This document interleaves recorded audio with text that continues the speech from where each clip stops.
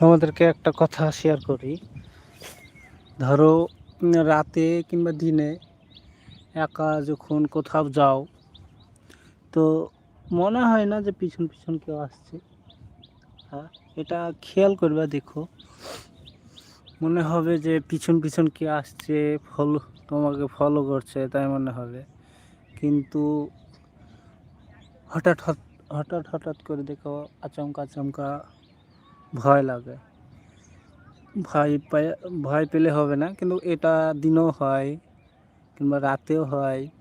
তুমি হেঁটে আসছো, হেঁটে আস্তে আস্তে দেখবে যে মনে হবে কিংবা অনুভব করবে যে তোমার পিছন পিছন কে আসছে।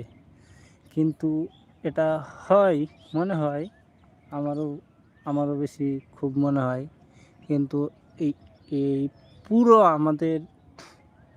আমাদেরকে যে বলে, পাড়ার কিংবা গুরুজনেরা বলে যে এইভাবে মানে মাথা মাথা ঘুরিয়ে দেখতে হয়, মানে পুরোটাই ঘোরাতে হয়।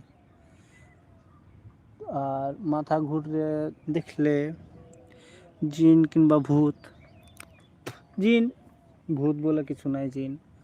জিন যদি থাকে তো তোমার ঘাড় ভেঙে দেওয়ার সম্ভাবনা থাকে, এই কথাটা বলে। কিন্তু খাস অবধি আমি সেই সব জিন ভূত কিছু দেখিনি। দেখো পুরোই একা, পুরোই ফাঁকা, পুরোই দেখো পুরো জঙ্গল, তার মধ্যে আমি একা বসে আছি। আমি মানে এখন মাঠে আছি, হাওয়া খাওয়ার জন্য এসেছিলাম। তো জামা টামা পরিনি, তাই দেখাচ্ছি না তোমাদেরকে। তো মনে হবে যে দেখো তোমার পিছন পিছন কে আসছে একা যখন হাঁটবে। মোটামুটি রাত 12টা কিংবা 1টা এরকম টাইমে দেখো মনে হবে তোমার। কিন্তু ভয় পেলে চলবে না, শোনো। দেখো আমি যেমন এক চিহ্ন ভয় পাচ্ছি না,